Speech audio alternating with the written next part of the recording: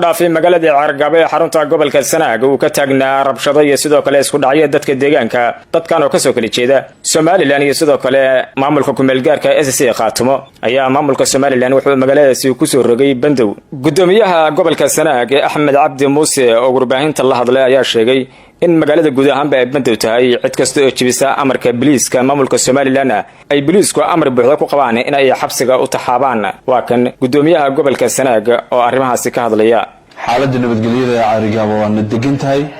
waa nabadgelyo wax walibana waxay u socdaan sidii loogu talagalay shaqooyinkii dhacayna waxa lagu jira xaaladihii laga soo kabsanay sida awgeed laga bilaabo labada duhurnimo maanta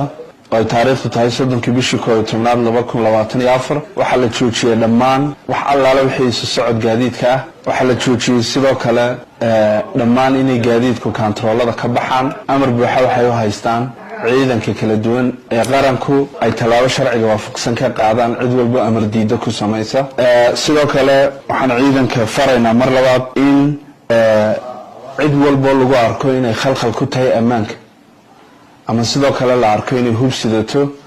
inay ciidanku amar buuxa u haystaan inay qabtaan talaabo sharci ah ka qaadaan waxaan mar labaad faraynaa cid walba lagu arko arrimo ka dhan ah amaanka iyo khalkhal gelinta nabadgelyada inay ciidanku iyaguna amar buuxo u haystaan ciidanka magaalada gudaheeda ka shaqeynaya oo ah ciidanka sida gaarka u tababaran ama RRU-da loo yaqaano waxaan faraynaa inay bulshadu si dhow ula shaqeyso inay bulshadu soo dhaweyso inay bulshadu ammaankooda iyo wadajirkooda u shaqeynayaan ay maxaan ku raahdaa taa ay kula shaqeeyaan mar labaad iyo mar saddexaad ba faraynaa si kastaba ahaatee magaalada Caargaabe ee xarunta gobolka Sanaag ayaa maalmihii la soo dhaafay waxa ka taagnaa rabshado iyo sidoo kale isku dhac dadka deegaanka